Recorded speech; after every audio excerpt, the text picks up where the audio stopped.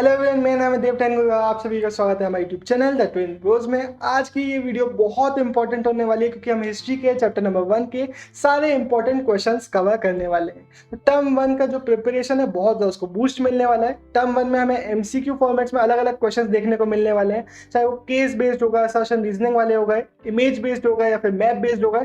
इन सारे क्वेश्चंस को हमने इस वीडियो में कवर किया है। तो हमने किया ये कि इन क्वेश्चंस को हमने वन वर्ड के फॉर्मेट में बना दिया है ताकि आपको क्वेश्चन पता हो, आपको उसका आंसर पता हो, फिर वो किसी भी फॉर्मेट में आपके सामने आ जाए, वो आपको बोर्ड एग्जाम में बन जाने वाला है। तो अगर आप हमारी सारी एनसीईआरटी की एक्सप्लेनेशन वाली वीडियो देखते हो, साथ साथ आप ये इंपॉर्टेंट वाली वीडियो को अच्छे से देखते हो, तो जो आपका 100% वाला जो तीर है सीधा जाके बुलजाई में लगने वाला है। इसके बाद एक काम है जो मैं आपको देने वाला हूँ, जब आप पूरी वीडियो देख लो उसके बाद अगर आपको ऐसा लगता है कि कोई क्वेश्चन था जो आप अपनी तरफ से ऐड करना चाहते हो, तो कमेंट बॉक्स में वो आप लिखोगे, साथ साथ उसका आंसर लिखोगे ताकि आप भी बाकी बच्चों को हेल्प कर सको।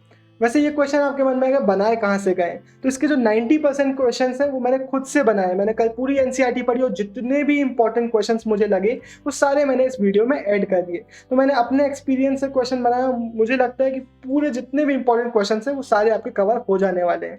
तो सीधे स्टार्ट करते हैं हमारे क्वेश्चन नंबर 1 के साथ। What is possibly the most distinctive artifact of the Harappan or the Indus valley civilisation? तो इसका सिंपल सा हमारे सामने आंसर है द हड़प्पन सील। एक सील भी मैंने डाल दी है। तो ये हमारा सबसे डिस्टिंक्टिव फीचर था, सबसे डिस्टिंक्टिव आर्टिफैक्ट था हमारी हड़प्पन सिविलाइजेशन का। अब क्वेश्चन नंबर 2 पे हम बढ़ते हैं। Archaeologist use the term dash for a group of objects distinctive in style that are usually together within a specific geographical area and a period of time। इसका simple सा answer हमें box में ये question देखने को मिला था।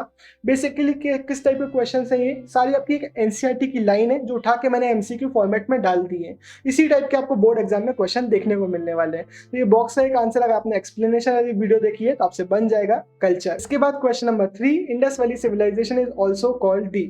ये वैसे एक चीज मुझे आपको बतानी थी, मैंने एक स्लाइड में क्वेश्चन डाला है, दूसरी स्लाइड में आंसर डाला है, क्योंकि हमारे ही एक व्यूअर ने हमें सजेस्ट किया था। इससे जैसे ही आप क्वेश्चन पढ़ोगे आप खुद आंसर सोचो, उसके बाद आप आंसर देखो, तो साथ साथ आपका प्रिपरेशन भी होता जाएगा, रिवीजन भी एक काइंड ऑफ होता जाएगा। इसका आंसर है द हड़प्पन सिविलाइजेशन। अब बढ़ते हैं क्वेश्चन नंबर 4 पे। The civilization is dated between, ये बहुत इंपॉर्टेंट एक हमारी डेट है, सिंपल सी डेट है, अप्रोक्सीमेटली 2600 टू 1900 BCE। इसके बाद बढ़ते हैं क्वेश्चन नंबर 5 पे। Grains found at Harappan sites include, तो हमारी सब्सिस्टेंस वाला जो पार्ट था हमारे बुक में उसमें बहुत सारे नाम दिए गए थे, तो इस सारे नाम आपको पता होना बहुत ज़्यादा ज़रूरी है। इससे बहुत अलग अलग क्वेश्चंस बन सकते हैं सारे। फॉर एग्जांपल तीन नाम ये दे दिए, एक अलग नाम दे दिया मैंगो। आपको बताओ इनमें से कौन सा नहीं खाया जाता था यहाँ पे, वो भी हम एक एग्जाम्पल देखने को वाले हैं। पॉज करो, इसको अच्छे से पढ़ लो ताकि आपको अच्छे से एक बार याद हो जाए। वीट, बार्ली, लेंटिल, चिकपीस, ऐसे में मिलेट्स जो कि गुजरात में मिले थे हमें, और राइस जो कि रेयरली हमें मिला था। इसके क्वेश्चन किस टाइप के बन सकते हैं? Which of the following was a part of Harappan peoples diet. तो आपको इसका आंसर करना है, मैं नहीं करने वाला इसका आंसर, क्योंकि बहुत सिंपल सा इसका आंसर आप कॉमेंट बॉक्स में लिख सकते हो। एक और क्वेश्चन इसी से सिमिलर है। Bones of which animals have been found at Harappan sites. तो हमने पहले प्लांट्स वाला देख लिया, क्रॉप्स वाला देख लिया, अब हम देखेंगे बोन्स वाला। तो इसके भी बहुत सारे नाम है हमारे सामने, सारे मैंने यहाँ पे डाल दिए हैं। तो सबसे पहले डोमेस्टिक एनिमल्स जो हमारे सामने आते हैं, कैटल, शीप, गोट, बफेलो, पिग। इसके बाद कुछ वाइल्ड स्पीशीज हमारे सामने आती है, बोआ, डियर, घड़ियाल।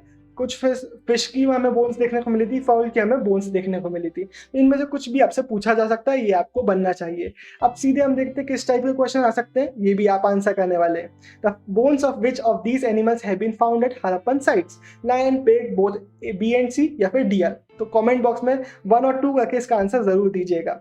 सीधे बढ़ते हैं अगले क्वेश्चन नंबर 7 पे। Terracotta models of the plough have been found at sites in. तो ये एक इंपॉर्टेंट साइट थी जहाँ पे हमें टेराकोटा का प्लाउ मॉडल मिला था। तो ये थी चोलिस्तान एंड एट बानेवाली, हरियाणा। तो ये सिंपल से कुछ नाम है, ये जो नाम है ये सारे इंपॉर्टेंट, एक एक करके हम सबके एमसीक्यू देखने वाले हैं। ये नाम आपको चैप्टर 1 के पता होने चाहिए। अब हम अगला क्वेश्चन हमारा देख लेते हैं। Archaeologist have found evidence of ploughed field at. तो पहले हमने प्लाउ का मॉडल कहाँ देखा, प्लाउड फील्ड का मॉडल हमने कहाँ देखा था? तो इसका आंसर है कालीबंगन, राजस्थान। अब हम अगला क्वेश्चन हमारा देखते हैं, question number 9। Traces of canals have been found at the Harappan sites of dash in Afghanistan। तो इसका सिंपल सा आंसर है, ये भी कुछ नाम है जो इंपॉर्टेंट है, जो कि है शौतुगई। तो 4-5 ही नाम है, ज़्यादा नाम नहीं है और डेट्स भी ज़्यादा नहीं है, जो कि आपको याद करनी पड़ेंगी, जो कि पूछने की चांसेस बहुत ज़्यादा है, तो ये अच्छे से याद करिएगा। इसके अलावा question number 10, water reservoirs in Harappan civilization have been found in. तो ये भी एक इंपॉर्टेंट नाम है जो कि हमें मिले थे धोलावीरा गुजरात में। इस टाइप के क्वेश्चन, इस टाइप के एमसीक्यू फॉर्मेट आपको देखने को मिलने वाला है।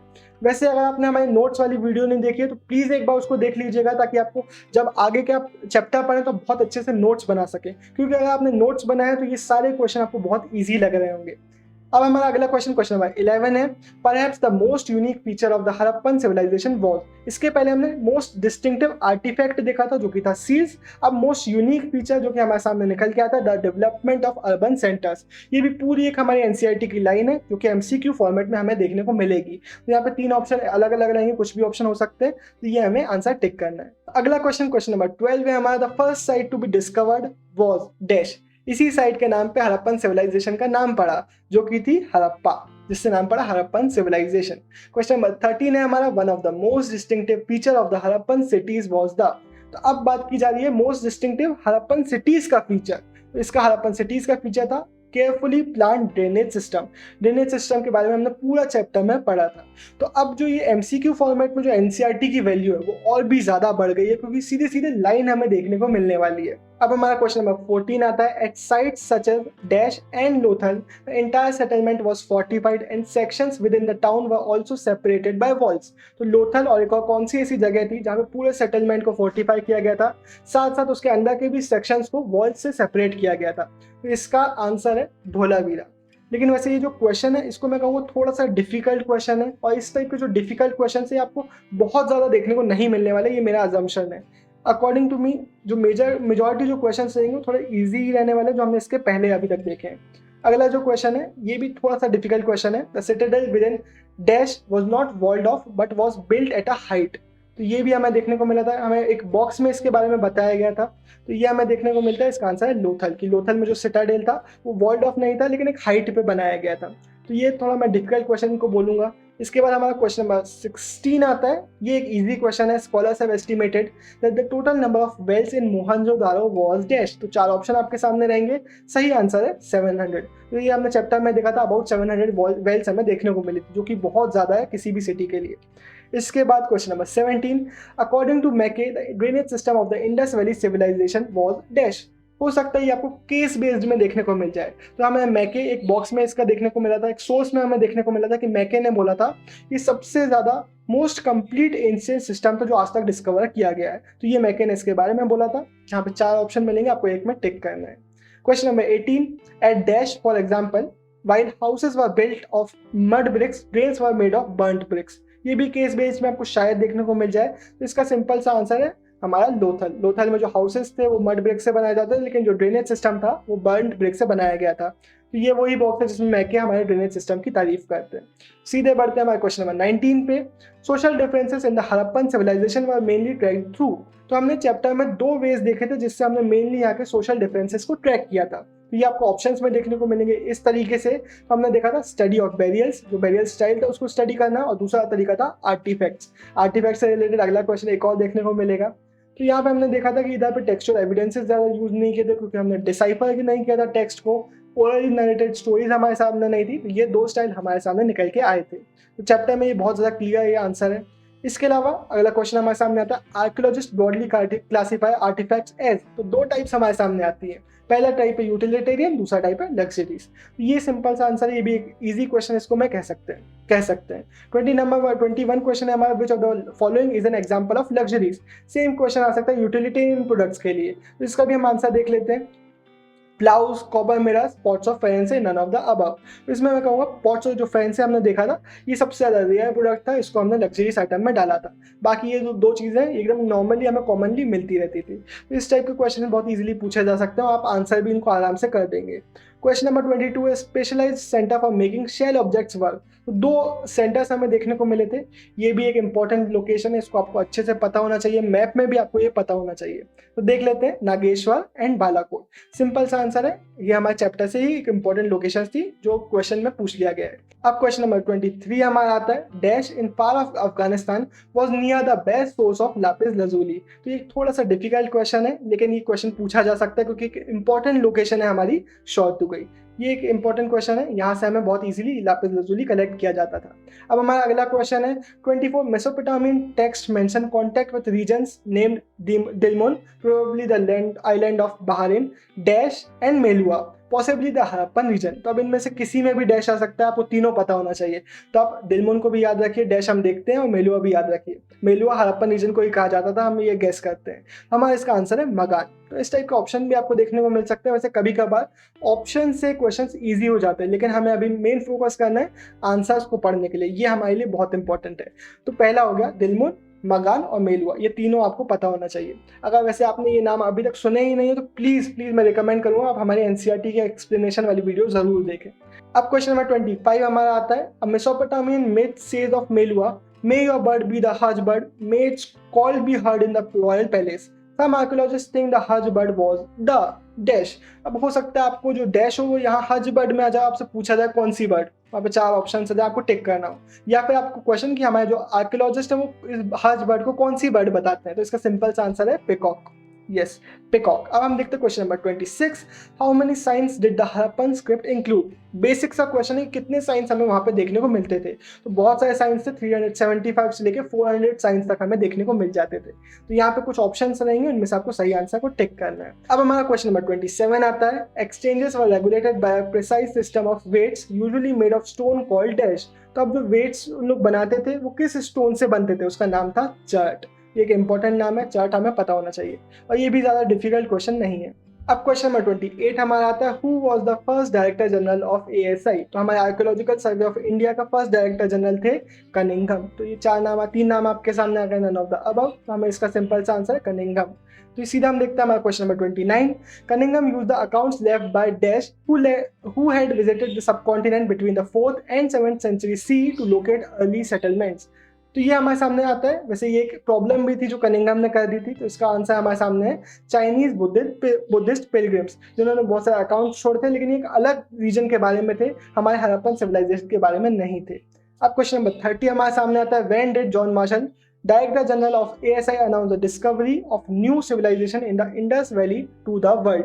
तो किस डेट पे, किस ईयर में हमारे जॉन मार्शल ने इनको बताया था, पूरी दुनिया को बताया था कि हमने एक नई डिस्कवरी कर ली, एक नई सिविलाइजेशन की, इंडिया की ओल्डेस्ट नोन सिविलाइजेशन की। तो वो डेट थी 1924। ये एक बहुत इंपॉर्टेंट डेट है हमारे लिए। इसके बाद हमारा अगला क्वेश्चन आता है, question number 31, which among the following was the major problem with John Marshall's excavation.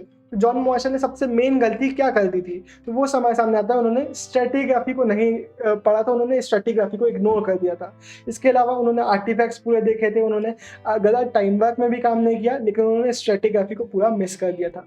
तो बाकी जो चीज़ थी वो हमारे कनिंघम से रिलेटेड थी। तो हमारा क्वेश्चन नंबर 32 हमारे सामने आता है, terracotta figurines of women heavily jewelled some with elaborate head dresses were regarded as. तो हमारे आर्कियोलॉजिस्ट इनको क्या किस चीज़ से रिगार्ड करते थे, तो बताते हैं मदर गॉडेसेस। तो इनको हम मदर गॉडेसेस कहा करते थे। तो हो सकता है आपको यहाँ पे ऑप्शंस में आ जाए प्रीस्ट किंग या फिर क्वींस या फिर कुछ भी, तो आपको आंसर लगाना है मदर गॉडेसेस। अब हमारा अगला क्वेश्चन आता है, in some seals a figure shown seated cross legged in a yogic posture sometimes surrounded by animals has been regarded as a depiction of।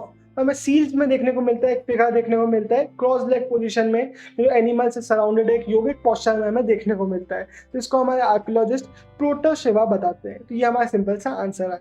इसके बाद इसी से रिलेटेड एक क्वेश्चन है, a polished stone that is worshipped as a symbol of Shiva. Shiv ji की worship की जाती है as a polished stone figure में, तो उसको हम क्या बुलाते हैं, तो इसका हमारे सामने आंसर है लिंगा।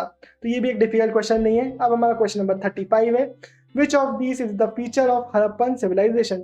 इनमें से कौन सा हड़प्पन सिविलाइजेशन का फीचर है, urban planning yes, drainage system yes, citadel and lower town yes. तो इसका आंसर है ऑल ऑफ दीज। देख लेते हैं इसका आंसर, ऑल ऑफ दिस। तो बिल्कुल ये आंसर, ये भी एक इजी क्वेश्चन है। तो अब हमारा अगला क्वेश्चन आता है, from where did Harappans get gold, south India, central India, Himalayan region या फिर छोटा नागपुर रीजन। इसका आंसर है साउथ इंडिया। यहाँ पे एक क्वेश्चन है जो मैं आपसे पूछूंगा कि गोल्ड हमारा साउथ इंडिया से आता था, लेकिन कॉपर कहाँ से आता था। 2 जगहें थी जहाँ कॉपर आता था, तो उसका आंसर आप कमेंट बॉक्स में जरूर लिखिएगा। इसके बाद हमारा अगला क्वेश्चन आता है, कंसिडर द फॉलोइंग स्टेटमेंट। तो इस टाइप के क्वेश्चंस में हमें एक एक स्टेटमेंट पढ़ना है, हमें देखना है कि सही है या गलत है, उसके बाद हम ऑप्शंस देखेंगे। सबसे पहले, after independence most of the Harappan civilisation centres went over to Pakistan. एकदम सही स्टेटमेंट है, पहला सही है। दूसरा स्टेटमेंट हमारे सामने आता है the Harappan script has been deciphered, बिल्कुल गलत आंसर है क्योंकि हड़प्पन स्क्रिप्ट को हमने डिसाइफर नहीं किया है। तीसरा हम देखते हैं rulers had an important role in Harappan civilisation, तो हमने देखा है बहुत सारे डिसीजंस लिए गए थे, तो ये एकदम सही स्टेटमेंट है। इसके बाद फोर्थ स्टेटमेंट है डेड वर बेरीड इन हड़प्पा, तो हमने हड़प्पन रीजन में देखा था हमारी जो हड़प्पन सिविलाइजेशन थी वहाँ पे डेड को बेरी किया जाता था, ये भी एक सही स्टेटमेंट है। तो इसका आंसर आएगा 1, 2 और 4, सॉरी 1, 3 और 4 सही स्टेटमेंट्स है। 1, 3 और 4 वाला स्टेटमेंट को हम सही दे देंगे, 1, 3 और 4। तो हमारा अगला क्वेश्चन आता है consider the following statements regarding Indus valley civilisation, तो सेम स्टेप हम फॉलो करेंगे, एक एक को देखेंगे सही है या गलत है। The Harappan seal is probably the most distinctive feature of the Harappan civilization, सही statement. Evidences of canal irrigation have been found at a site called Shortugai, सही statement. Mohenjodaro was a city laid in an unplanned manner, third वाला statement गलत है। Fourth, copper was brought from Kolar region of Karnataka, ये भी एक गलत statement है। Copper वैसे कहाँ से मिलता था आप बताने वाले। Which of the statement is are incorrect, ये चीज अच्छे से पढ़िएगा, 2 बार चेक करिएगा कि करेक्ट पूछा गया है कि इनकरेक्ट पूछा गया है। ये सिली मिस्टेक है, बहुत बच्चों से हो जाती है, तो प्लीज इसको अच्छे से देखिएगा, मैं भी बहुत बार करता था इसलिए मैं अच्छे से बता रहा हूँ। तो थर्ड और फोर्थ जो है वो इनकरेक्ट, तो इसका आंसर देख लेते हैं बी, थर्ड एंड फोर्थ, तो ये हमारा सही आंसर है। तो सीधे हम बढ़ते हैं क्वेश्चन नंबर 39 पे, जो कि एक मैप बेस्ड क्वेश्चन है। तो यहाँ पे हमें मैप देखना है सिटाडेल एरिया का, जो कि मोहनजोदारो का है, और उसके बाद कुछ क्वेश्चंस का आंसर करना है। लेकिन यहाँ पे हम कई बार ऐसे क्वेश्चंस देखेंगे, आप बोर्ड एग्जाम में भी देखोगे, वो क्वेश्चंस मैप से डायरेक्टली नहीं है, लेकिन अगर आपने एनसीईआरटी पढ़ी है तो आपसे बन जाएंगे, तो हम देखने वाले हैं। इसके अलावा मैप भी बहुत इंपॉर्टेंट है, लेकिन उसकी अलग वीडियो मैं आपको बता दूंगा लास्ट में। सीधा बढ़ते हैं क्वेश्चन नंबर 1 पे, इस मैप के क्वेश्चन नंबर 1 पे। Identify the 2 most important buildings located in the Citadel area of Mohenjodaro, इसका आंसर सिंपल हमने देखा था चैप्टर में, ग्रेट बात एक बहुत इंपॉर्टेंट था, वेयर हाउस एक बहुत इंपॉर्टेंट था। इसके बाद question number B, according to the assumptions of most of the historians the purpose of the great bath must have been, तो ये हमने एनसीईआरटी में देखा था, यहाँ पे मैप में देख के आपसे ये आंसर नहीं बनेगा, तो इसका आंसर था रिचुअल बाथ, क्योंकि बोला जाता है ये रिचुअल बाथ के लिए यूज किया जाता होगा। अब हमारा आता है क्वेश्चन नंबर सी, एक असर्शन रीजन टाइप क्वेश्चन है इसी से, तो ये भी हमें ऐसे इस टाइप के क्वेश्चन हमें देखने को मिलने वाले। इसमें सबसे ईजी तरीका क्या होता है, आप असर्शन पढ़ो, देखो सही है गलत, रीजन पढ़ो, देखो सही है या गलत, अगर दोनों ही सही हैं उसके बाद हमें देखना है कि रीजन असर्शन को एक्सप्लेन कर रहा है नहीं, तो एक बार देख लेते हैं, आपको भी समझ में आएगा। Assertion citadel was smaller but higher part of Mohenjodaro, एकदम सही statement. Reason it is on the citadel that we find evidence of structures that were probably used for special public purposes, तो ये भी एक सही स्टेटमेंट है। अब हमें देखना है दोनों एक दूसरे को रीजन असर्शन को एक्सप्लेन कर रहा है नहीं, तो बिल्कुल भी नहीं, क्योंकि असर्शन एक अलग स्टेटमेंट है, सिटाडेल उसको बिल्कुल भी एक्सप्लेन नहीं कर रहा। यहाँ पे ये नहीं बताया गया कि जो सिटाडेल था वो हाइट पे क्यों बनाया गया था, इस टाइप का आंसर नहीं है रीजन में, तो उसको हम बोलेंगे दोनों सही स्टेटमेंट तो है, लेकिन जो रीजन है वो असर्शन को एक्सप्लेन नहीं कर रहा। तो ऐसे आपको 4 ऑप्शन देखने को मिलेंगे, आप टिक करोगे, both A and R R correct, but R is not the correct explanation of A, assertion. अब क्वेश्चन नंबर डी हम देखेंगे, इस टाइप के क्वेश्चन आपको देखने को मिल सकते हैं, आपको स्टेटमेंट्स दिए हुए हो, आपको एमसीक्यू में पूछा गया हो, इस स्टेटमेंट में कौन सा सही है या दोनों सही है आप बताओ। तो पहला स्टेटमेंट है the great bath was a large round tank, ये टाइप के जो क्वेश्चन है इसमें 90% तो नहीं पर मेजॉरिटी जो बच्चे होते हैं वो इसमें फंस जाते हैं, मैं भी ऐसे ही बच्चा था, क्योंकि राउंड टैंक को हम मन में ही पढ़ के चले जाते हैं रेक्टेंगुलर टैंक, लेकिन यहाँ पे दिया हुआ है राउंड टैंक। तो प्लीज़ किसी भी ऐसे जो आंसर्स होते हैं, क्वेश्चंस होते हैं, उनको आप अच्छे से केयरफुली पढ़िएगा। तो great bath was round tank, गलत। There were 2 flight of stairs on the north end the south of the tank, सही स्टेटमेंट। तो यहाँ पे हम लगाएंगे सिर्फ बी सही स्टेटमेंट है, ए गलत है, ओनली बी इज करेक्ट, तो ये हमारा आंसर हो जाएगा। अब हम बढ़ते हैं हमारे क्वेश्चन नंबर 40, असर्शन और रीजन टाइप क्वेश्चन। पहले वाला असर्शन रीजन जो था वो मैप से रिलेटेड वाला था, अभी सेपरेट में भी आपको देखने को मिलने वाले हैं। तो bones of cattle have been found at Harappan sites, तो ये हमने देखा था कि हाँ बोन्स फाइंड की गई थी कैटल की, तो असर्शन सही है। Reason the practice of domesticating animals existing during the Harappan civilisation, तो हमने देखा था यार जो कैटल्स थी उनको बताया गया था कि वो डोमेस्टिकेशन के लिए यूज की जाती थी, तो इसका सिंपल सा आंसर है कि असर्शन भी सही है, रीजन भी सही है, साथ साथ रीजन असर्शन को एक्सप्लेन भी कर रहा है। तो इसका आंसर हम लिखेंगे both A and R are true and R is the correct explanation of A, क्योंकि अगर उनको डोमेस्टिकेट करते थे तो ही हमें उसकी बोन्स मिली है, या फिर हमें वहाँ पे कोई ऐसे दूसरे वाइल्ड एनिमल की देखने को मिलती है तो वहाँ पे लिखा हो सकता है रीजन में कि मे बी उनको वो ईट करते हो, मे बी उनको वो हंट करते हो, तो उसको भी हम लिखेंगे हाँ ये सही है, क्योंकि वो हंट करते थे इसीलिए हमें वहाँ पे मिली है। लेकिन हंट का जनरली आएगा नहीं, क्योंकि हमें क्लियर नहीं है कि वो खुद हंट करते थे कि कोई और कम्युनिटी से वो खरीदते थे। इस टाइप के क्वेश्चन आपको देखने को मिल सकते हैं। अब हमारा क्वेश्चन नंबर 41 आता है असर्शन रीजन वाला। असर्शन दिया हुआ है the field had two sets of furrows at right angle to each other, एकदम सही। रीजन दिया हुआ है single crop was grown by Harappans, तो हमें पता है सिंगल नहीं मल्टीपल क्रॉप्स ग्रोन करते थे, हमें दो सेट में देखने को मिला है, तो इससे हमें समझ में आता है जो रीजन है वो गलत है। तो अब इसके बाद आपको ये बताने की जरूरत नहीं है वो करेक्ट एक्सप्लेनेशन है या नहीं, क्योंकि ऑब्वियसली वो गलत ही स्टेटमेंट है। तो इसका हम आंसर लिखेंगे A is true but R is false. तो ये हमारे सामने आता है, सारे एमसीक्यू फॉर्मेट में ही आते हैं जो असर्शन रीजन है, पहले भी ऐसे ही आते थे। इसके बाद question number 42 assertion the burials found at Harappa contain pottery and ornaments, reason the Harappans did not believe in after life. ये एकदम ऑपोजिट आंसर यहाँ पे दे दिया गया है, क्योंकि हमें बेरियल्स में बहुत सारे ऑर्नामेंट्स देखने को मिलते थे, पॉटरी देखने को मिलती थी, कॉपर मिरर देखने को मिलते थे, तो ये तो सही स्टेटमेंट है। लेकिन क्यों रखते थे? क्योंकि मे बी वो आफ्टर लाइफ में बिलीव रखते थे। तो यहाँ पे अगर लिखा होता may be they believed in after life तो हम बोलते दोनों सही है, करेक्ट एक्सप्लेनेशन भी है। लेकिन अब हम लिखेंगे A is true but R is false। इसके बाद आता है हमारा क्वेश्चन नंबर 43। असर्शन दिया हुआ है one of the strategies to identify social differences during Indus valley civilisation is to study artefacts. हमने देखा था एक बेरियल स्टाइल, दूसरा आर्टिफैक्ट, तो सही स्टेटमेंट है। रीजन दिया हुआ है archaeologist assume objects were luxurious if they are made of rare materials और costly materials, non local materials और विद कॉम्प्लिकेटेड टेक्नोलॉजीज। मैंने मैसअप कर दिया लेकिन सही कर दिया। तो इसका हमें देखने को मिल रहा है कि दोनों ही स्टेटमेंट्स जो है वो सही है, लेकिन क्या ये सही एक्सप्लेनेशन है? तो क्लियर समझ में आया नहीं, क्योंकि एक बार बात की जा रही है स्ट्रेटेजीज क्या क्या थी और दूसरी बार बात की जा रही है कि लग्जरीज और यूटिलिटेरियन कैसे डिफाइन करते थे। यहाँ पे लग्जरीज की बात की गई है, तो ये अलग अलग दो स्टेटमेंट है, दोनों सही है लेकिन एक्सप्लेनेशन नहीं है। तो यहाँ पे इस टाइप के जो क्वेश्चन है, मेनली मेरा तरीका क्या होता था, या तो आप नॉर्मली एक बार पढ़ो और आपको समझ में आ जाएगा, अगर आपको समझ में नहीं आता है तो आप असर्शन देखो और उससे खुद ही रीजन को सोचने की कोशिश करो। अगर आपका रीजन अलग आ रहा है तो आपको समझ में आ जाएगा ये रीजन सही नहीं है। तो यहाँ पे हमारा आंसर क्या है, both A and R are true but R is not the correct explanation of A.